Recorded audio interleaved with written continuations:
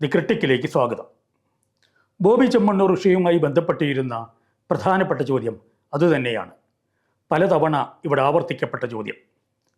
ലിംഗനീതിയെക്കുറിച്ച് ഘോരഘോരം പ്രസംഗിക്കുകയും പ്രബുദ്ധരെന്ന് അഹങ്കരിക്കുകയും ചെയ്യുന്ന മലയാളി എന്തുകൊണ്ട് ഇങ്ങനെയായി? എന്തുകൊണ്ട് ഭൂരിപക്ഷം മലയാളികളും ബോബി ചെമ്മണ്ണൂരിൻ്റെയും അതുപോലെ രാഹുൽ ഈശ്വരൻ്റെയും ആരാധകരായി മാറി? എൻ്റെ വസ്ത്രം എൻ്റെ അവകാശമാണെന്നിരിക്കെ എന്തുകൊണ്ട് ഹണി റോസുമാർ ഇന്ന വസ്ത്രം ധരിക്കണമെന്ന് ആജ്ഞാപിക്കുകയും ഇല്ലെങ്കിൽ അവരെ അധിക്ഷേപിക്കുകയും ചെയ്യുന്നു? എഴുത്തുകാരിയും അധ്യാപികയുമായ സ്മിത നരവത്ത് സംസാരിക്കുന്നു. ഏവർക്കും സ്വാഗതം.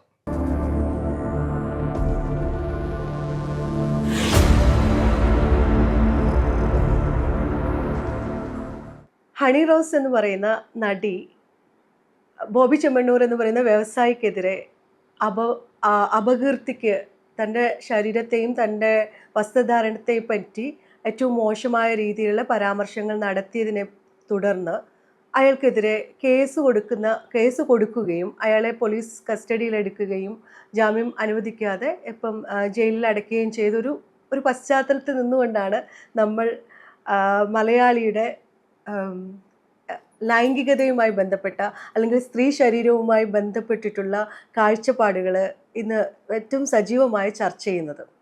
ഇതിൽ രണ്ട് രീതിയിലുള്ള ചർച്ചകളാണ് ഇന്ന് കേരളത്തിൽ ഏറ്റവും സജീവമായിട്ടുള്ളത്. ഒന്ന്, ഹണി റോസ് എന്ന് പറയുന്ന വ്യക്തിയുടെ ശരീരവും വസ്ത്രധാരണവുമായി ബന്ധപ്പെട്ടിട്ടുള്ള ചർച്ചകളാണ്.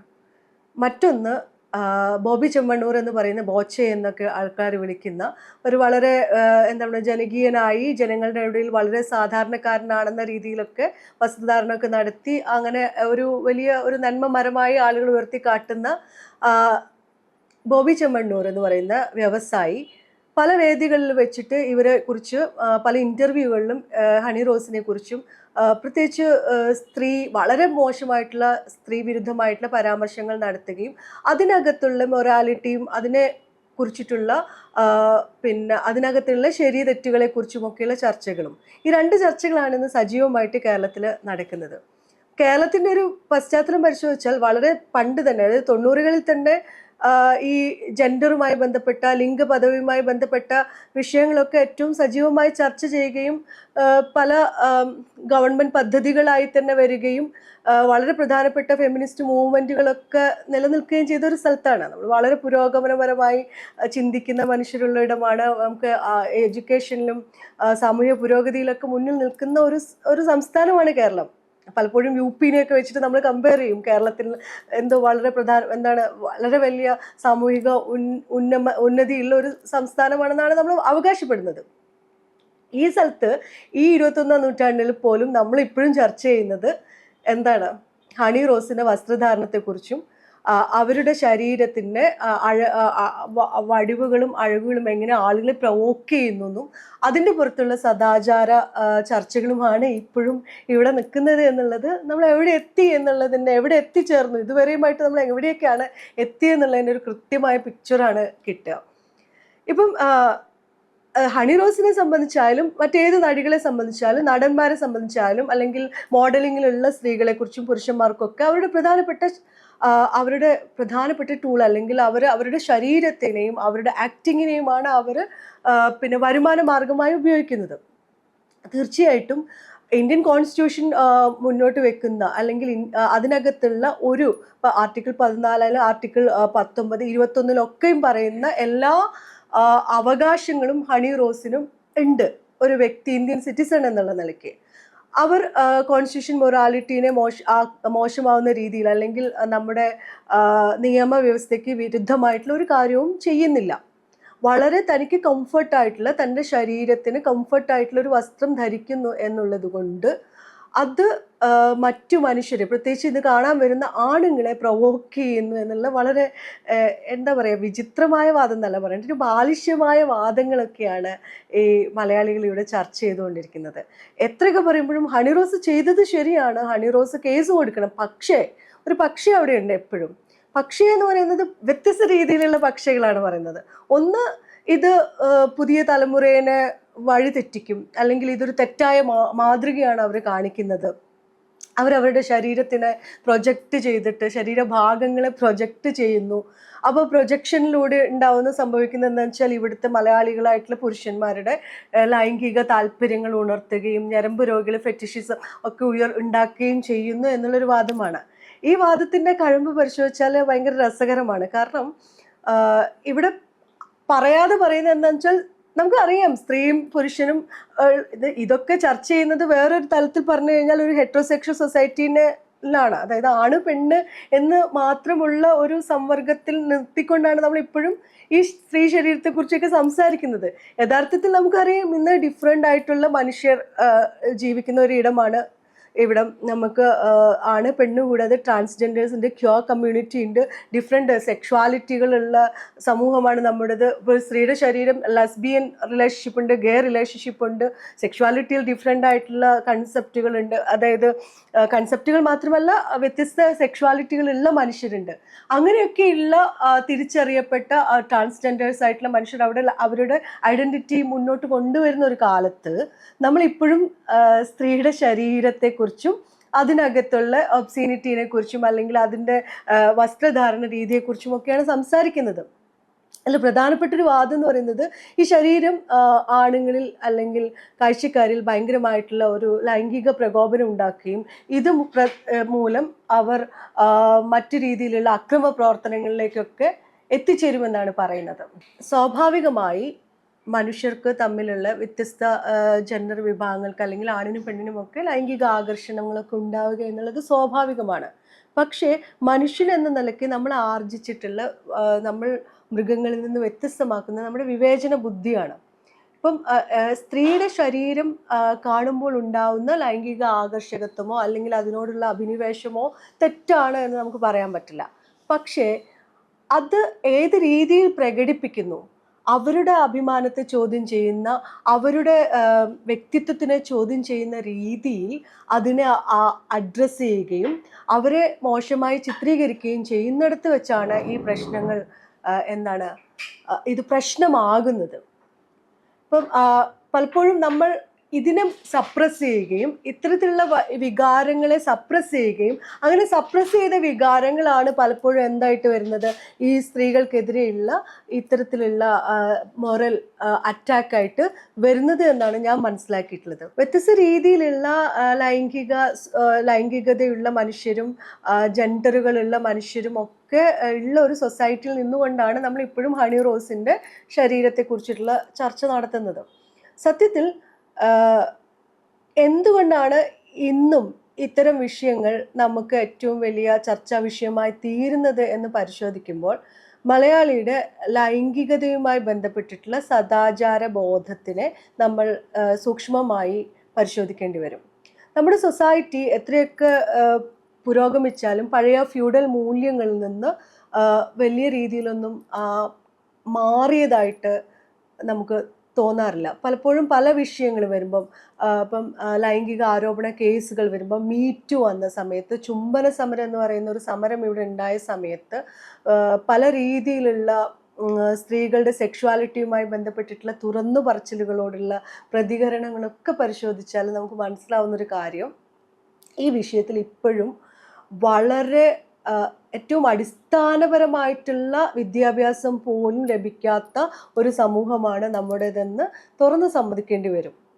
കാരണം എന്താണെന്ന് വെച്ചാൽ സ്ത്രീയുടെ ഇപ്പം എന്തുകൊണ്ടാണ് ഹണി റോസ് ഇത്രയധികം ആക്രമിക്കപ്പെടുന്നത് എന്ന് ചോദിച്ചാൽ അവരുടെ ശരീരത്തിൻ്റെ ഘടനയും ശരീരത്തിന് അവർ സമൂഹത്തിന് മുമ്പിൽ എങ്ങനെയാണ് പ്രസൻറ്റ് ചെയ്യുന്നത് എന്നുള്ളതിനെ അടിസ്ഥാനപ്പെടുത്തിയിട്ടാണ്. അവരുടെ പ്രസൻറ്റേഷനെ കുറിച്ച് പലപ്പോഴും അവരുടെ ശരീരഭാഗങ്ങൾ പ്രത്യേകമായി ലൈംഗികമായ ഇതുണ്ടാക്കുന്ന ഉണ്ടാക്കുന്ന തരത്തിലാണ് അവരുടെ ശരീരത്തിനെ പ്രദർശിപ്പിക്കുന്നത് അല്ലെങ്കിൽ പ്രസൻറ്റ് ചെയ്യുന്നത് എന്നുള്ള ഒരു വാദം ഉന്നയിച്ചുകൊണ്ടാണ് അവർക്കെതിരെയുള്ള രൂക്ഷമായ ആക്രമണം നടക്കുന്നത്. എന്താണ് സ്ത്രീ ശരീരത്തിന് ഈ രീതിയിൽ ഇന്നും ആക്രമിക്കപ്പെടുന്നത് അല്ലെങ്കിൽ ഈ രീതിയിൽ ഇന്നും വായിക്കപ്പെടുന്നത് എന്നുള്ള ചോദ്യത്തിന് ഉത്തരം നമ്മൾ അന്വേഷിച്ചാൽ നമുക്ക് മനസ്സിലാവുന്നത് മലയാളിയുടെ ലൈംഗികത അല്ലെങ്കിൽ ലൈംഗികതയെ കുറിച്ചിട്ടുള്ള കാഴ്ചപ്പാട് ഇപ്പോഴും ഈ ശരീരത്തിനകത്ത് കുടുങ്ങി കിടക്കുകയാണ്. ശരീരത്തിൽ നിന്ന് പുറത്ത് കിടക്കാൻ അവർക്ക് സാധിച്ചിട്ടില്ല എന്ന് മനസ്സിലാക്കാം. അപ്പം പുരുഷന്റെ ശരീരവും സ്ത്രീയുടെ ശരീരവും ലൈംഗികമായി തന്നെ പല രീതിയിൽ എന്താണ് ആകർഷിക്കാനുള്ള സംവിധാനങ്ങൾ, അല്ലെങ്കിൽ നമ്മളുടെ ചിലപ്പോൾ ഒരാളുടെ കണ്ണാവാം നമുക്ക് അങ്ങനെ ആവുന്ന, ചില ആളുടെ ശരീരം പല ഭാഗങ്ങളാവാം. ഇപ്പം ഇപ്പോഴും നമ്മുടെ പിന്നെ പഴയകാല സിനിമകളും അല്ലെങ്കിൽ ശരീരത്തെക്കുറിച്ചിട്ടുള്ള ലിറ്ററേച്ചറുകളും കാര്യങ്ങളും ഒക്കെ ഇപ്പോഴും പലപ്പോഴും ഇത്തരം വിഷയങ്ങളെക്കുറിച്ചൊക്കെയുള്ള അഭിപ്രായങ്ങൾ അല്ലെങ്കിൽ ലൈംഗികതയെക്കുറിച്ചൊക്കെയുള്ള കാഴ്ചപ്പാടുകൾ മലയാളി പുരുഷൻ സ്വീകരിക്കുന്നത് കൊച്ചു പുസ്തകങ്ങളിൽ നിന്നും, അല്ലെങ്കിൽ പിന്നെ അപക്വമായിട്ട് ഇത്തരം വിഷയങ്ങളെ പറയുന്ന മുതിർന്ന പുരുഷന്മാരിൽ നിന്നും, അല്ലെങ്കിൽ സൊസൈറ്റിയുടെ കാപട്യം നിറഞ്ഞ ഇത്തരത്തിലുള്ള കഥകളിൽ നിന്നൊക്കെയാണ് സ്ത്രീയുടെ ലൈംഗികതയെ കുറിച്ചും സ്ത്രീയുടെ ശരീരത്തെക്കുറിച്ചും ഒക്കെയുള്ള കാഴ്ചപ്പാട് പുരുഷൻ ആർജിക്കുന്നത്. പുരുഷൻ മാത്രമല്ല, സ്ത്രീ പോലും തൻ്റെ ശരീരത്തിനെ ഒരു വലിയ പ്രശ്നമായിട്ടാണ് ഇപ്പോഴും കാണുന്നത്. കാരണം എനിക്കൊക്കെ ഓർമ്മയുണ്ട്, ചെറുപ്പത്തിലൊക്കെ നമ്മളൊരു കുറച്ച് എക്സ്പോസ്ഡ് ആയിട്ടുള്ള അല്ലെങ്കിൽ ചെറു ശരീരഭാഗങ്ങൾ കാണുന്ന വസ്ത്രം ധരിച്ചു പോയാൽ ഏറ്റവും കൂടുതൽ ചീത്ത കേട്ടിരുന്നത് സ്ത്രീകളിൽ നിന്നാണ്. കാരണം പാട്രിയാർക്കി എങ്ങനെയാണ് സ്ത്രീനെ പുറത്തിറങ്ങേണ്ടത്, അല്ലെങ്കിൽ സ്ത്രീയുടെ ശരീരം എങ്ങനെയാണ് രൂപപ്പെടുത്തേണ്ടത് എന്നുള്ളതിനെ കുറിച്ചിട്ടുള്ള ഒരു നിയമം അല്ലെങ്കിൽ ഒരു അലിഖിത നിയമം ഉണ്ടാക്കിയിട്ടുണ്ടെങ്കിൽ ആ നിയമം പാലിക്കാൻ പാട്രിയാർക്കിയിലെ സ്ത്രീയും പുരുഷനും, പാട്രിയാർക്കിനെ അതേപോലെ ഫോളോ ചെയ്യുന്ന സ്ത്രീയും പുരുഷനും ഒരേപോലെ തന്നെ എന്താണ് അതിൻ്റെ ഫ്ലാഗ് ഹോയിസ്റ്റേഴ്സ്, അല്ലെങ്കിൽ എന്താ പറയുക, അതിൻ്റെ ആളുകളായിട്ടാണ് നമ്മളോട് സംസാരിക്കുക.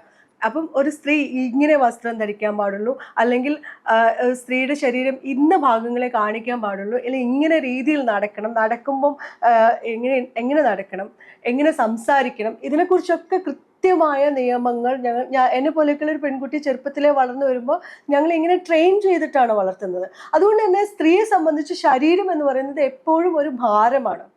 ശരീരത്തിനെ എങ്ങനെ പ്രസന്റ് ചെയ്യണം എന്നുള്ളത് എല്ലാ കാലത്തും ഉള്ള ഒരു ബാധ്യതയാണ് ഞങ്ങളെ സംബന്ധിച്ച്. പിന്നെ സ്ത്രീ ശരീരത്തിന് സെക്ഷുവാലിറ്റിയുമായി ബന്ധപ്പെട്ടുകൊണ്ടുള്ള നോട്ടങ്ങൾ, അതിനോടുള്ള ആളുകളുടെ സമീപനങ്ങൾ, അപ്രോച്ചുകൾ, ഇതിനൊക്കെയും നിരന്തരം നേരിട്ടുകൊണ്ടാണ് ഒരു സ്ത്രീ ശരീരം രൂപപ്പെടുന്നത്. പാട്രിയാർക്കി വളരെ കൃത്യമായി അതിനെ ഡിഫൈൻ ചെയ്യുകയും അത് ഇങ്ങനെ ആവണമെന്ന് പറയുകയും ചെയ്യുന്നുണ്ട്.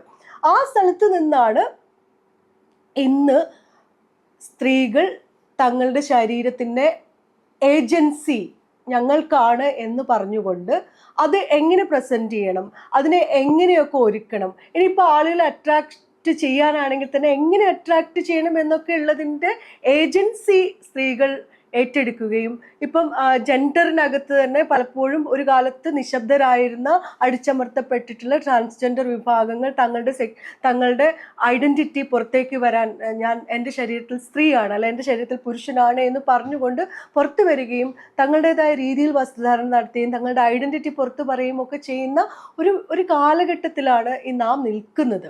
പക്ഷെ അതിനെ അംഗീകരിക്കാൻ ഇപ്പോഴും മലയാളി തയ്യാറായിട്ടില്ല എന്നുള്ളതാണ് വാസ്തവം. അതുകൊണ്ടാണ് ഹണി റോസിന്റെ വസ്ത്രധാരണം നമുക്ക് ചർച്ചയാവുന്നതും, അതേസമയം മമ്മൂട്ടിയോ അല്ലെങ്കിൽ മോഹൻലാലോ സിനിമയിലെ മറ്റേത് പുരുഷനൊപ്പം മാർക്കോയിലൊക്കെ പോലെ ഉണ്ണി മുകുന്ദൻ്റെ ഒക്കെ മസിൽ നിറഞ്ഞിട്ടുള്ള ശരീരം കാണുന്ന സമയത്ത് നമുക്കതൊരു പ്രശ്നമില്ലാതിരിക്കുകയും ഹണി റോസിന്റെ ശരീരം കാണുമ്പോൾ പ്രശ്നമാവുകയും ചെയ്യുന്നതിൻ്റെ ഒരു പ്രധാനപ്പെട്ട സംഗതി ഇതാണ്. അപ്പം ഇപ്പോഴും പുരുഷന്റെ ലൈംഗികതയുടെ ഏറ്റവും പ്രധാനപ്പെട്ട കേന്ദ്രമായിട്ടാണ് സ്ത്രീ ശരീരത്തിനെ ചർച്ച ചെയ്യുന്നത്. ഇതിൽ നിന്ന് പുറത്തു കടന്ന് സ്ത്രീ ഒരു വ്യക്തിയാണെന്നും ഒരു ഐഡന്റിറ്റി അവൾക്കുണ്ട് എന്നും അവൾക്ക് അവളുടെ ചോയ്സ് ഉണ്ട് എന്നും അവൾക്ക് അവളുടേതായ രീതിയിലുള്ള സാമൂഹികമായ ഇടപെടലുകൾ സാധ്യമാണ് എന്നുള്ള യാഥാർത്ഥ്യത്തിനെ അംഗീകരിക്കാനുള്ള മടിയാണ് യഥാർത്ഥത്തിൽ ഇപ്പോൾ നടക്കുന്ന ചർച്ചയുടെയൊക്കെ ഒരു പ്രധാനപ്പെട്ട അടിസ്ഥാനമെന്ന് ഞാൻ മനസ്സിലാക്കുന്നത്. സ്ത്രീ മാത്രമല്ല, നമ്മൾ എന്തുകൊണ്ടാണ് എപ്പോഴും സ്ത്രീകളുടെ സ്വാതന്ത്ര്യം അല്ലെങ്കിൽ സ്ത്രീകളുടെ വിമോചനം എന്നൊക്കെ സംസാരിച്ചുകൊണ്ടിരിക്കുന്നത്? ഇപ്പോഴും ബേസിക്കലി നമുക്ക് മനസ്സിലാക്കാൻ കഴിയുന്നത് നമ്മളൊരു പാട്രിയാർക്കിയിലാണ് ജീവിക്കുന്നതെന്നും ഇവിടെ അധികാരം എന്ന് പറയുന്നത് കൂടുതൽ പുരുഷനിലാണ് കേന്ദ്രീകരിക്കുന്നതെന്നും ഇവിടെ കൃത്യമായ ലിംഗവിവേചനം ഉണ്ട് എന്നും ഉള്ള ഒരു തിരിച്ചറിവിൽ നിന്നുകൊണ്ടാണ് നമ്മൾ സംസാരിക്കുന്നത്. യഥാർത്ഥത്തിൽ ഇത്തരം ചർച്ചകളുടെയൊക്കെ ബേസ് എന്ന് പറയുന്നത് ഈ ലിംഗവിവേചനം തന്നെയാണ്. ബന്ധങ്ങളിലുള്ള ആൺ പെൺ ബന്ധങ്ങളിലുള്ള മനുഷ്യർ തമ്മിലുള്ള ബന്ധങ്ങളിലെ അധികാരമാണ് യഥാർത്ഥത്തിൽ എല്ലാ അധികാരങ്ങളിലുള്ള അസമ്മതി, അതായത് അധികാരത്തിലുള്ള ഏറ്റക്കുറിച്ചിലുകളാണ് യഥാർത്ഥത്തിൽ ഇവിടുത്തെ യഥാർത്ഥ പ്രശ്നം. ആ പ്രശ്നത്തിനെ അഡ്രസ്സ് ചെയ്യാൻ നമ്മൾ പലപ്പോഴും മറക്കുകയും കേവലം ഉപരിപ്ലവമായിട്ട് അല്ലെങ്കിൽ ആൺ പെൺ ലൈംഗികതയുടെ പ്രശ്നമായിട്ടോ അല്ലെങ്കിൽ ആണിനോ പെണ്ണിൻ്റെയും സദാചാര പ്രശ്നങ്ങളൊക്കെ ആയിട്ടാണ് പലപ്പോഴും ഈ വിഷയം ഇപ്പോഴും ചർച്ച ചെയ്യുന്നത്. അതിൻ്റെ പുറത്ത് കടത്തിയിട്ട് വ്യക്തികളുടെ അല്ലെങ്കിൽ സ്വാതന്ത്ര്യത്തെക്കുറിച്ചോ ലിംഗപരമായിട്ടുള്ള വ്യത്യസ്തതകൾ ഉണ്ടാക്കുന്ന അടിസ്ഥാനപരമായിട്ടുള്ള പ്രശ്നങ്ങളെക്കുറിച്ചോ ഒന്നും നമ്മൾ സീരിയസ് ആയിട്ട് ചർച്ച ചെയ്യാൻ തയ്യാറാകുന്നില്ല. പലപ്പോഴും ഇപ്പം ഒരുപാട് ഡിസ്കഷൻസ് കേരളത്തിൽ പല സമയത്തായിട്ട് വന്നിട്ടുണ്ട്. ഇപ്പം റീസെൻ്റ്ലി വന്നിട്ടുള്ള മീറ്റു പറയലുകൾ, അപ്പം സിനിമാ മേഖലയിൽ ഹേമ കമ്മിറ്റി റിപ്പോർട്ട് പുറത്തു വന്ന സമയത്തുണ്ടായിട്ടുള്ള ചർച്ചകൾ, എങ്ങനെയാണ് കൺസെൻറ്റിനെ കുറിച്ചിട്ടുള്ള ചർച്ചകൾ, ഇതൊക്കെ ഈ റീസെൻ്റായിട്ട് നമ്മുടെ സൊസൈറ്റിയിൽ വളരെ സജീവമായി ചർച്ച ചെയ്ത വിഷയമാണ്. പലപ്പോഴും കൺസെന്റ് എന്ന് പറയുന്ന വാക്കിനെ പോലും പല രീതിയിലാണ് ആളുകൾ വ്യാഖ്യാനിക്കുന്നത്. അപ്പം ഹണി റോസ് ഇങ്ങനെ നിൽക്കാൻ തയ്യാറായതുകൊണ്ട് അവരെന്തോ തരത്തിലുള്ള ഒരു കൺസെന്റ് സമൂഹത്തിന് നൽകുന്നുണ്ട്, അവരെ ആക്രമിക്കാനുള്ള ഒരു കൺസെന്റ് സമൂഹത്തിന് നൽകുന്നുണ്ട് എന്നുള്ളൊരു സന്ദേശമാണ് പലപ്പോഴും പറയുന്നത്. അതായത് ഈ രീതിയിൽ നിൽക്കുന്ന ഒരു സ്ത്രീയെ നിങ്ങൾക്ക് ഏത് തരത്തിലും അപമാനിക്കാമെന്നും അവർ അതിന് അർഹതയായുള്ള ആളാണെന്നും ആ രീതിയിൽ അവരെ ട്രീറ്റ് ചെയ്യുന്നതിൽ തെറ്റില്ല എന്നും ഇവിടുത്തെ പാട്രിയാർക്കിയുടെ ഫോളോവേഴ്സ് ആയിട്ടുള്ള ആണുങ്ങളും പെണ്ണുങ്ങളും ഒക്കെ കരുതുന്നുണ്ട്. സ്ത്രീകളും ഇതിൽ നിന്ന് വ്യത്യസ്തമൊന്നുമല്ല. സ്ത്രീകളും വളരെ രൂക്ഷമായ രീതിയിൽ ഈ ആക്രമണം നടത്തുന്നുണ്ട് ഈ സ്ത്രീകൾക്കെതിരെ. പ്രത്യേകിച്ച് സിനിമയിലും പിന്നെ തൻ്റെ ശരീരം ഒരു ആ വരുമാന മാർഗമായി വരുന്ന ഇൻഡസ്ട്രികളിലൊക്കെയുള്ള സ്ത്രീകൾ ഈ പ്രശ്നം കാലാകാലങ്ങളായി എല്ലാ കാലങ്ങളിലും അനുഭവിക്കുന്നുണ്ട്. ഇന്ന് അതിൻ്റെ ഡയമെൻഷനിൽ വ്യത്യാസമുണ്ട് എന്ന് മാത്രമേ ഉള്ളൂ. അപ്പോൾ സിനിമയിൽ അഭിനയിക്കുന്ന സ്ത്രീ ഏതെങ്കിലും തരത്തിൽ ചൂഷണത്തിന് വിധേയമായാൽ അവരുടെ കൺസെൻറ്റോട് കൂടിയായിരിക്കും, അല്ലെങ്കിൽ അതിലെന്ത് തെറ്റില്ല എന്നുള്ള രീതിയിലൊക്കെയുള്ള ചർച്ചകൾ കേരളത്തിൽ ഉണ്ടാവുന്നുണ്ട്. കാരണം അവർക്ക് കിട്ടുന്ന ഫെയിം, അവർക്ക് കിട്ടുന്ന പല രീതിയിലുള്ള ഫേവറുകളും, അവർക്ക് കിട്ടുന്ന സെലിബ്രിറ്റി സ്റ്റാറ്റസും ഒക്കെ ഈ രീതിയിലാണ്, സ്ത്രീക്ക് കിട്ടുന്നതൊക്കെ ഈ രീതിയിലാണ് എന്നുള്ള ചർച്ചയും ഇവിടെ ഉണ്ടാവുന്നുണ്ട്.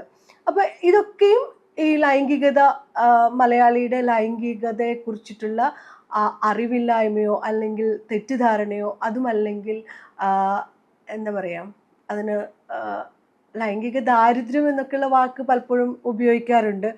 എനിക്കെന്തോ ആ വാക്കിനോട് എത്ര വലിയ ദാരിദ്ര്യം ഒരു നെഗറ്റീവ് ഇതായതുകൊണ്ട് എനിക്കത് പറയാൻ കഴിയുന്നില്ല. ലൈംഗികതയെക്കുറിച്ചിട്ടുള്ള അടിസ്ഥാനപരമായിട്ടുള്ള സ്ത്രീ പുരുഷ ബന്ധങ്ങളിൽ ഉണ്ടാവേണ്ട മിനിമം ജനാധിപത്യത്തെക്കുറിച്ചിട്ടുള്ള തീർത്തും നിരക്ഷരമായ ഒരു സമൂഹമായതുകൊണ്ട് മാത്രമാണ് നമുക്ക് ഇന്ന് ഇതൊക്കെ ചർച്ച ചെയ്യപ്പെടേണ്ടി വരുന്നത്.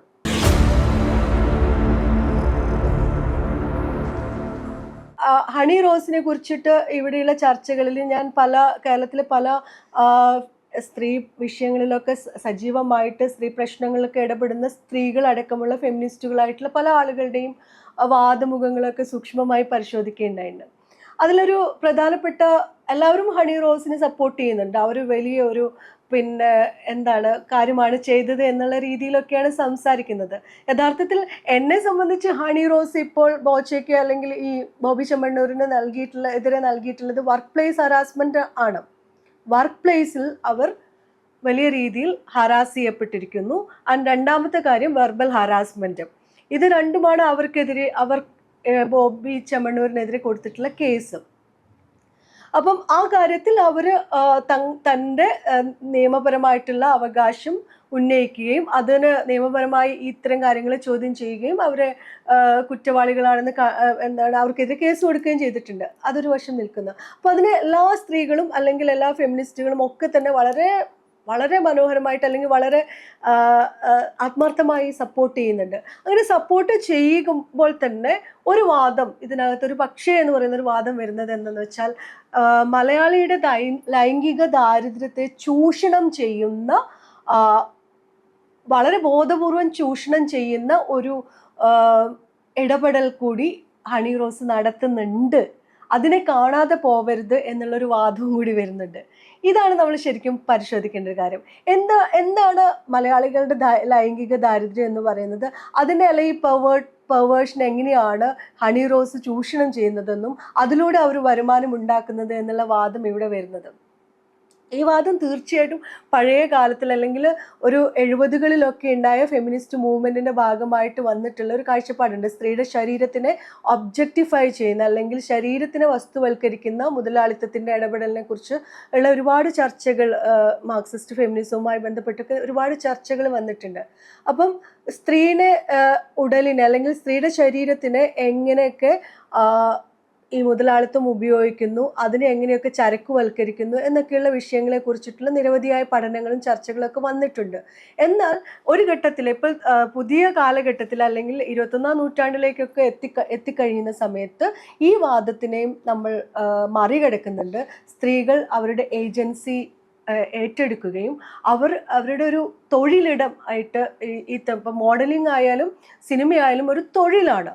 ആ തൊഴിലിനകത്ത് വരുന്ന ചൂഷണങ്ങൾ ആ രീതിയിൽ അഡ്രസ്സ് ചെയ്യണമെന്നുള്ള ഒരു വാദം വരികയാണ്. അതാണ് ഹേമ കമ്മിറ്റി പോലെയുള്ള ഒരു കമ്മിറ്റിയൊക്കെ ഇവിടെ ഉണ്ടാവുന്നതിന് കാരണം. അതൊരു ഇൻഡസ്ട്രിയാണ്, തൊഴിലാണ്. തൊഴിലിനകത്ത് വരുന്ന ലിംഗവിവേചനത്തിനെതിരെയും സ്ത്രീകൾക്കെതിരെ നടക്കുന്ന അക്രമങ്ങൾക്കെതിരെയും ഉള്ള ഒരു വലിയ മൂവ്മെന്റുകൾ ലോകത്ത് ആരംഭിച്ചു കഴിഞ്ഞിട്ടുണ്ട്. അപ്പോൾ ഈ പറഞ്ഞ വാദം തൻ്റെ വരുമാന മാർഗമായിട്ട് ശരീരത്തിനെ ഉപയോഗിക്കുന്നത് വളരെ മോശമാണ് എന്നുള്ളൊരു കാഴ്ചപ്പാടിൽ നിന്നുകൊണ്ടാണ് പലപ്പോഴും ഇത്തരം വാദങ്ങളൊക്കെ വരുന്നത്. മലയാളിയുടെ ലൈംഗിക ദാരിദ്ര്യം പരിഹരിക്കേണ്ടതിൻ്റെ ഉത്തരവാദിത്വം ഏറ്റെടുത്തുകൊണ്ടൊന്നും അല്ല ഹണി റോസ് പിന്നെ എന്താണ് തൻ്റെ ശരീരം തന്നെ ഈ രീതിയിൽ പ്രസൻറ്റ് ചെയ്യണമെന്ന് വിചാരിക്കുന്നത്.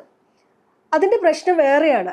മലയാളി ഇപ്പോഴും ഈ ശരീരത്തിൽ കുടുങ്ങിക്കിടക്കുകയാണ് എന്നുള്ളത് കൊണ്ടാണ് ഇത് സംഭവിക്കുന്നത്. അപ്പം ശരിയായ രീതിയിലുള്ള ഇത്തരം വിഷയങ്ങളിൽ അതിൻ്റെ അടിസ്ഥാനപരമായ പ്രശ്നങ്ങളെ അഡ്രസ്സ് ചെയ്യാതെയാണ് നമ്മൾ ഇപ്പോഴും ചർച്ചകൾ നടത്തിക്കൊണ്ടിരിക്കുന്നത് എന്നുള്ളതാണ് ഇതിൻ്റെ ഒരു ദുഃഖകരമായ കാര്യം. നമ്മൾ ഇനിയും വിശദമായി ചർച്ച ചെയ്യേണ്ട കാര്യം എൻ്റെ അഭിപ്രായത്തിൽ എന്തുകൊണ്ടാണ് ഇപ്പോഴും ഈ വിഷയങ്ങൾ ഇങ്ങനെ ചർച്ച ചെയ്യുന്നത്, എന്താണ് ഇതിൻ്റെ യഥാർത്ഥത്തിലുള്ള പ്രശ്നം? വളരെ കൃത്യമായി പറഞ്ഞാൽ ലിംഗവിവേചനം അല്ലെങ്കിൽ ഈ ബന്ധങ്ങളിലുള്ള അസിമെട്രിക്കലായ ബന്ധങ്ങൾ അല്ലെങ്കിൽ അത് ഞാൻ ഈ അടുത്ത് വായിച്ചൊരു പുസ്തകമുണ്ട്, നമ്മുടെ ഗൂസ്ബറി പുറത്തിറക്കിയിട്ടുള്ള നിലോഫർ കൗൾ എഴുതിയിട്ടുള്ളൊരു പുസ്തകത്തിന് ജയദേവിക ട്രാൻസ്ലേറ്റ് ചെയ്തിട്ടൊരു പുസ്തകം വന്നിട്ടുണ്ട്, കൺസെൻറ്റുമായി ബന്ധപ്പെട്ടൊരു പുസ്തകം. ഇതിൽ അവർ കൃത്യമായിട്ട് കൺസെൻറ്റ് എന്ന് പറയുന്ന വിഷയത്തിനെ സൈക്കോ അനാലിസിസിൻ്റെ വെളിച്ചത്തിൽ അനലൈസ് ചെയ്യുന്നുണ്ട്. അപ്പോൾ എന്താണ് ഒരു ലൈംഗികതയുടെ അകത്ത് കൺസെൻറ്റിൻ്റെ പ്രാധാന്യം, എങ്ങനെയാണ് തൻ്റെ ലൈംഗികമായിട്ടുള്ള അഭിനിവേശങ്ങളോ ആഗ്രഹങ്ങളോ മറ്റൊരു വ്യക്തിയോട് പ്രകടിപ്പിക്കേണ്ടത്, എന്താണ് ഇതിൻ്റെ ബന്ധങ്ങളിനകത്ത് നമ്മൾ സൂക്ഷിക്കേണ്ട ജനാധിപത്യം എന്നൊക്കെയുള്ള കാതലായിട്ടുള്ള വിഷയങ്ങളാണ് യഥാർത്ഥത്തിൽ നമുക്ക് നമ്മൾ ചർച്ച ചെയ്യേണ്ടത്.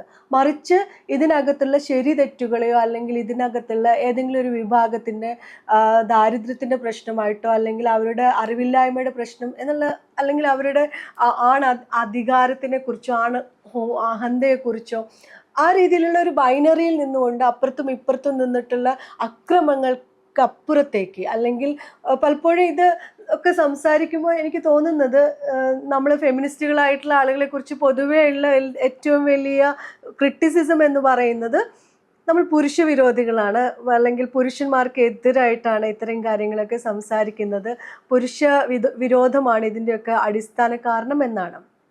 ഇത് യഥാർത്ഥത്തിൽ ഫെമിനിസ്റ്റ് കാഴ്ചപ്പാടുകളെയൊക്കെ പിന്നോട്ട് അടിക്കുന്ന അല്ലെങ്കിൽ അതിനെ തള്ളിക്കളയാൻ വേണ്ടിയിട്ടുള്ള പാട്രിയാർക്കിയുടെ വളരെ കൃത്യമായിട്ടുള്ള ഇടപെടലാണ്. പലപ്പോഴും ഇതൊരു വിരോധത്തിൻ്റെ ഐഡിയോളജി ആയിട്ട് പ്രചരിപ്പിക്കുന്നത്. കാരണം ഇത് മുന്നോട്ട് വെക്കുന്നത് കൃത്യമായ സ്ത്രീ പുരുഷ ബന്ധങ്ങളിലെ സമത്വം എന്ന് പറയുന്ന ആശയത്തെക്കുറിച്ചാണ്. സ്ത്രീ പുരുഷം എന്നുള്ള എല്ലാ മനുഷ്യരും തമ്മിലുള്ള ബന്ധങ്ങളിൽ, ഈവൻ കുട്ടികളോട് പോലുമുള്ള നമ്മുടെ ബന്ധത്തിൽ നമ്മൾ കാണിക്കേണ്ട ജനാധിപത്യത്തെക്കുറിച്ചിട്ടുള്ള ആശയമാണ് യഥാർത്ഥത്തിൽ ഫെമിനിസം മുന്നോട്ട് വെക്കുന്നത്.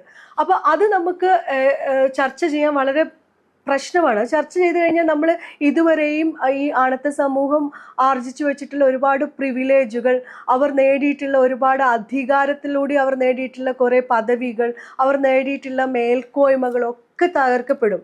അങ്ങനെ തകർക്കപ്പെട്ട് കഴിഞ്ഞു കഴിഞ്ഞാൽ തീർച്ചയായിട്ടും അധികാരം നഷ്ടപ്പെടും. അപ്പം അധികാരം നഷ്ടപ്പെടുന്നതിനുള്ള ഒരു ഭയമാണ് യഥാർത്ഥത്തിൽ ഇത്തരത്തിലുള്ള ചർച്ചകളെയൊക്കെ മാറ്റി വെച്ചിട്ട് കേവലം ഒരു ശരീരത്തിൻ്റെയോ ലൈംഗികതയുടെയോ ഒക്കെ പ്രശ്നമായിട്ട് നമ്മൾ ഇതിനെ ചർച്ച ചെയ്യുന്നത് എന്നാണ് എനിക്ക് തോന്നിയിട്ടുള്ളത്. ബന്ധങ്ങളിലെ സമത്വം അല്ലെങ്കിൽ അസമത്വമാണ് യഥാർത്ഥത്തിൽ ഇതിൻ്റെ കാതലായിട്ടുള്ള പ്രശ്നം. അത് നമ്മൾ ചർച്ച ചെയ്യേണ്ടത് നമ്മുടെ സാമൂഹിക ബന്ധങ്ങളിൽ നിന്നും, നമ്മുടെ കുടുംബ ബന്ധങ്ങളിലും, നമ്മൾ വ്യക്തികൾ തമ്മിലുള്ള ബന്ധങ്ങൾ എത്രത്തോളം ജനാധിപത്യം ഉണ്ടാവണം, എങ്ങനെയാണ് ഒരു വ്യക്തി ഇപ്പോൾ തൻ്റെ മുമ്പിൽ നിൽക്കുന്ന ഒരു കുട്ടിയാണെങ്കിലും അയാളൊരു വ്യക്തിയാണെന്നും അയാൾക്ക് അയാളുടേതായ സ്പേസ് ഉണ്ട്, അയാളുടേതായ കാഴ്ചപ്പാടുണ്ട് എന്നും അതിനെ ബഹുമാനിച്ചുകൊണ്ട് അതിനോട് എങ്ങനെ സംവദിക്കണമെന്നുമുള്ള ഒരു ബേസിക് ആയിട്ടുള്ള കാഴ്ചപ്പാട് നമ്മളുടെ സിവിൽ സൊസൈറ്റി രൂപപ്പെടുത്തിയിട്ടില്ല. പലപ്പോഴും കുടുംബങ്ങളിലാണെങ്കിലും നമ്മൾ കണ്ടു വളരുന്നത് അച്ഛൻ അല്ലെങ്കിൽ ആരെങ്കിലും ഒരു അധികാരം രൂപം ഉണ്ടാവും അവിടെ, അവരായിരിക്കും കാര്യങ്ങളൊക്കെ നിയന്ത്രിക്കുന്നത്. അപ്പം അതിൽ നിന്ന് കണ്ടെത്തിയിട്ടുള്ള പല കാര്യങ്ങളും സ്വാംശീകരിച്ചിട്ടുള്ള ഒരു വ്യക്തി തൻ്റെ അമ്മയെ അടിക്കുന്ന ഒരു കാഴ്ച ചെറുപ്പം തൊട്ടേ കണ്ടുകൊണ്ടിരിക്കുന്ന ഒരു വ്യക്തിക്ക് അത് സ്വാഭാവികമായ പ്രക്രിയയാണെന്നും സ്ത്രീയോട് ഈ രീതിയിലൊന്നും സംസാരിക്കുന്നതിനും പ്രവർത്തിക്കുന്നതിനും ഒരു പ്രശ്നമില്ല എന്നും കുട്ടികൾ ഈ രീതിയിൽ ഡീൽ ചെയ്യുന്നതിൽ ഒരു പ്രശ്നമില്ല എന്നും തോന്നിക്കഴിഞ്ഞാൽ ആ തോന്നലുകളാണ് ഇന്ന് ബോബി ചെമ്മണ്ണൂരിലൊക്കെ എത്തി നിൽക്കുന്നത്. ബോബി ചെമ്മണ്ണൂരിന് ഇതിനുള്ളൊരു ലൈസൻസ് കൊടുക്കുന്നത് നമ്മുടെ സൊസൈറ്റിയാണ്. കാരണം അയാൾ അത് പറഞ്ഞാൽ അത് ആസ്വദിക്കാനും അതിന് കൈയടിക്കാനുമുള്ള ഒരു വലിയ ജനവിഭാഗം പുറത്തുണ്ട് എന്നുള്ള വലിയൊരു ആത്മവിശ്വാസമാണ് അയാൾക്ക് ഈ രീതിയിലൊക്കെ സംസാരിക്കാൻ കഴിയുന്നത്. പണ്ട് ഇപ്പം അതിനോട് പ്രതികരിച്ചുകൊണ്ട് സോഷ്യൽ മീഡിയയിൽ വരുന്ന ചർച്ചകളും ഒക്കെ തന്നെയും പണ്ട് കവലകളിലും പിന്നെ അങ്ങാടികളിൽ ഇരുന്ന ആളുകൾ ചർച്ച ചെയ്യുന്ന സാധനം സോഷ്യൽ മീഡിയയിലേക്ക് വരുന്നു എന്നുള്ള, അല്ലാതെ വ്യത്യാസമൊന്നും വന്നിട്ടില്ല.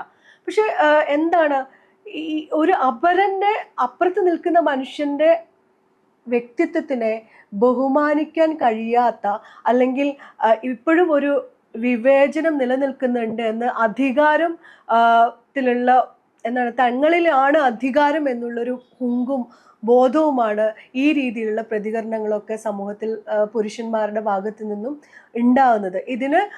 ഇതിനെ അറിഞ്ഞോ അറിയാതെയോ ഇതിനകത്ത് ഒരു സ്ത്രീകൾ ഭാഗഭാക്കാവുന്നുണ്ട്. കാരണം പാട്രിയാർക്കി സ്ത്രീകളെയും കൂടി ഈ രീതിയിലാണ് രൂപപ്പെടുത്തിയിട്ടുള്ളത്. അതിൻ്റെ നിലനിൽപ്പിന് ഏറ്റവും വലിയ ആ ആശയത്തിൻ്റെ നിലനിൽപ്പിന് ഏറ്റവും വലിയ സഹായം ചെയ്തു കൊടുക്കുന്നത്, അല്ലെങ്കിൽ അതിന് ചെയ്തു കൊടുക്കേണ്ട ബാധ്യത തങ്ങൾക്കാണ് എന്നും വിശ്വസിക്കുന്ന ഒരു ഭൂരിഭാഗം വരുന്ന സ്ത്രീകളും ഇതിൻ്റെ ഭാഗമാവുന്നുണ്ട്.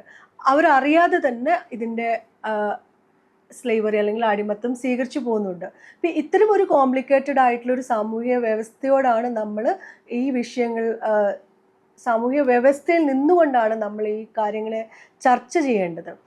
പലപ്പോഴും ഇതിലൊരു ആരോഗ്യകരമായ ചർച്ചകൾ ഉയർന്നു വരാത്തതിൻ്റെ കാരണവും ബേസിക് ആയിട്ടുള്ള ഇതിൻ്റെ പ്രശ്നങ്ങളിലേക്ക് നമ്മൾ പോവാത്തത് കൊണ്ടാണ്.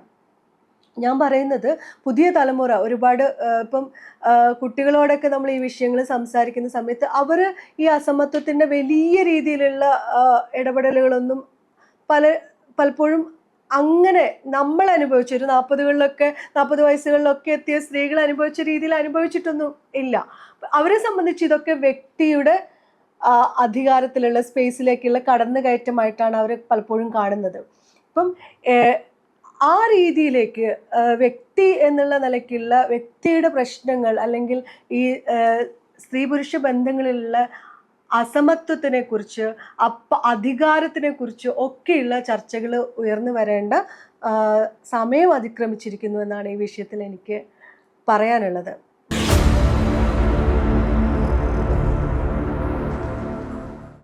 ചരിത്രപരമായി ഈ വിഷയത്തിൽ എന്തുകൊണ്ടാണ് കേരളം ഇപ്പോഴും പിന്നോക്ക അവസ്ഥയിൽ നിൽക്കുന്നതെന്ന് പരിശോധിച്ചാൽ ഇവിടുത്തെ സാമൂഹിക നവോത്ഥാന പ്രസ്ഥാനങ്ങളും രാഷ്ട്രീയ പ്രസ്ഥാനങ്ങളും ഒക്കെ തന്നെ കൂടുതൽ ഈ വിഷയത്തെ, അതായത് സ്ത്രീ പുരുഷ ബന്ധങ്ങളിലുള്ള അസമത്വത്തിനെ അഡ്രസ്സ് ചെയ്യുന്നതിൽ പല സമയങ്ങളിലും വിമുഖത കാണിച്ചിട്ടുണ്ട്. നമ്മുടെ രാഷ്ട്രീയ പാർട്ടികളിലെ സ്ത്രീകളുടെ പങ്കാളിത്തം, അധികാരത്തിലെ സ്ത്രീകളുടെ പങ്കാളിത്തം, സാമൂഹ്യ നവോത്ഥാന പ്രസ്ഥാനങ്ങളിലെ സ്ത്രീകളുടെ പങ്കാളിത്തമൊക്കെ പരിശോധിച്ചാൽ നമുക്കറിയാം. നവോത്ഥാന രാഷ്ട്രീയ പ്രസ്ഥാനങ്ങളൊക്കെ തന്നെയും സ്ത്രീ പുരുഷ ലൈംഗികതയുമായി ബന്ധപ്പെട്ടിട്ടുള്ള സദാചാര വിഷയങ്ങളെക്കുറിച്ച് പലപ്പോഴും വളരെ ഫ്യൂഡൽ ആയിട്ടുള്ള കാഴ്ചപ്പാടുകളാണ് സ്വീകരിച്ചിട്ടുള്ളത്. പലപ്പോഴും ഞാൻ പണ്ടൊക്കെ നമുക്കൊരു മന്ത്രിക്കെതിരെയുള്ള ഒരു പി.ടി. ചാക്കോ ആണെന്ന് തോന്നുന്നു, അയാൾക്കെതിരെയുള്ള ഒരു വലിയൊരു ആരോപണം, അയാളുടെ കാറിൽ ഒരു സ്ത്രീയെ കണ്ടു എന്നുള്ള വിഷയം കേരളത്തിൽ വലിയ ചർച്ചയായിട്ടുണ്ടായിരുന്നു. ഇവിടെ ഒരു രാഷ്ട്രീയ പാർട്ടി തന്നെ ഉണ്ടായത് ഈ ഒരു കാരണത്തിലാണ്.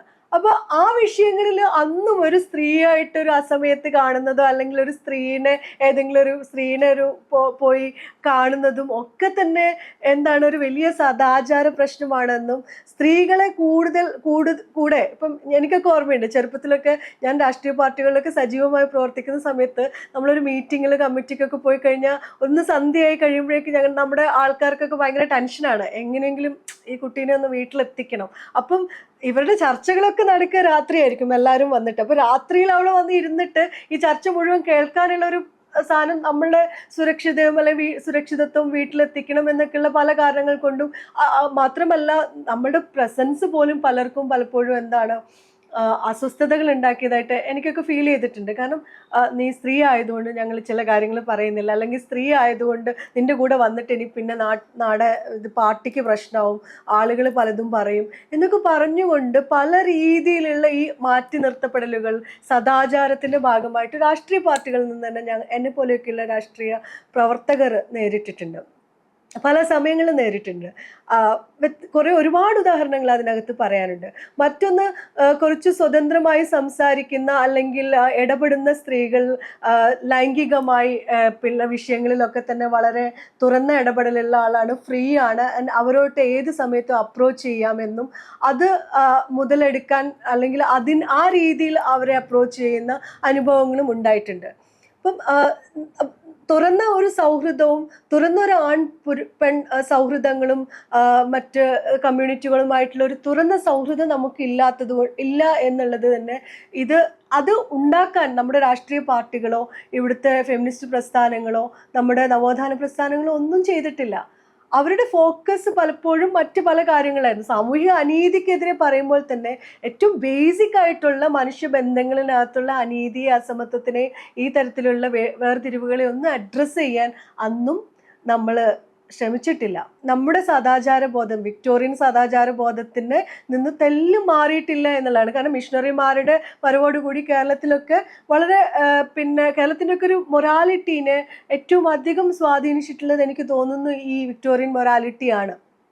അതിൽ നിന്ന് മാറിയിട്ടുള്ള ഒരു കാഴ്ചപ്പാടിലേക്ക് ഇപ്പം യൂറോപ്യൻ രാജ്യങ്ങളൊക്കെ അതിൽ നിന്നൊക്കെ എത്രയോ മാറുകയും അതിൽ നിന്നും ഒരുപാട് മുന്നേറുകയും ചെയ്തിട്ട് പോലും നമ്മുടെ സമൂഹം ഇപ്പോഴും നിൽക്കുന്നത് ഈ മിഷണറിമാരുടെ ഇടപെടലുകൾ മൂലമുണ്ടായിട്ടുള്ള ബ്രിട്ടീഷ് ഇടപെടലുകളുടെ ഒക്കെ ഭാഗമായിട്ടുണ്ടായിട്ടുള്ള ഒരു വിക്ടോറിയൻ സദാചാര മൂല്യസങ്കല്പത്തിലാണ്.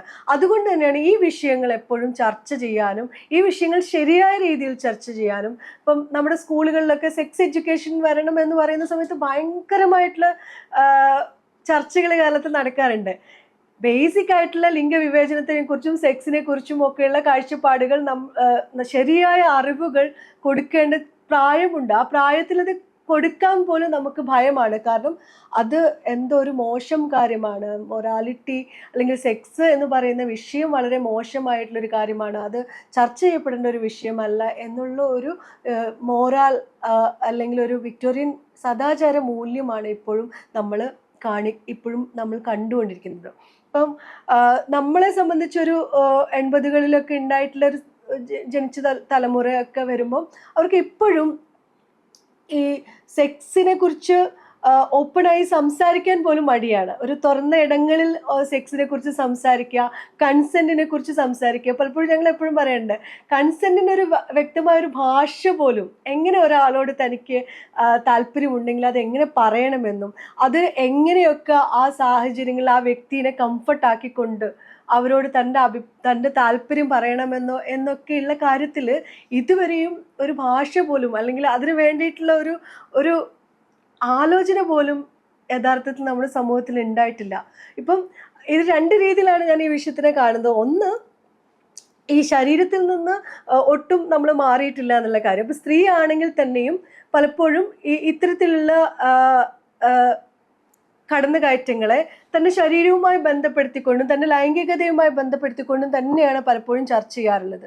ഇപ്പം ഒരു പുരുഷൻ തന്നോട് അങ്ങനെ ആവശ്യപ്പെട്ട് കഴിഞ്ഞാൽ പെട്ടെന്ന് തന്നെ അത് തന്നെ ആ രീതിയിൽ ലൈംഗികമായിട്ടാണോ അയാൾ കണ്ടത്, അത് മോശമല്ലേ, അല്ലെങ്കിൽ അത് എന്നെ കണ്ടാലല്ലേ എന്നെ എൻ്റെ ലൈംഗികമായിട്ടുള്ള പ്രസൻസ് അല്ല, എൻ്റെ ലൈംഗികത അല്ലെങ്കിൽ എൻ്റെ എന്താ പറയുക സെക്ഷുവാലിറ്റി ഇതൊക്കെ ആളുകളിൽ ഉണർത്തുന്നതാണോ എന്നൊക്കെയുള്ളൊരു ഭയം നമ്മുടെ ഉള്ളിലേക്ക് വരികയാണ്. സ്ത്രീകൾക്ക് ഭയങ്കര രീതിയിലുണ്ട്. അതുകൊണ്ടാണ് പലപ്പോഴും ഈ മൊറാലിറ്റി, പാട്രിയാർക്കിയുടെ ഈ മൊറാലിറ്റി ഏറ്റവും കൂടുതൽ ശരീരത്തിൽ സ്വീകരിക്കുകയും എപ്പോഴും കോൺഷ്യസ് ആയിരിക്കുകയും ശരീരത്തിലേക്ക് വരുന്ന ഏത് തരത്തിലുള്ള ആക്രമണങ്ങളല്ല പറയുന്നത്, ഏത് തരത്തിലുള്ള നോട്ടങ്ങൾ പോലും നമ്മൾ ഭയങ്കരമായിട്ട് ചെയ്യുകയും ചെയ്യുന്നത്. തീർച്ചയായിട്ടും നോട്ടങ്ങൾ പ്രശ്നം തന്നെയാണ്. എങ്ങനെ നോക്കണമെന്ന് ആളുകൾക്ക് അറിയില്ല, നോട്ടത്തെ എങ്ങനെ സ്വീകരിക്കണമെന്ന് ആ വ്യക്തിക്കും അറിയില്ല എന്നുള്ള ഒരു വിഷയം നിലനിൽക്കുന്നുണ്ട്.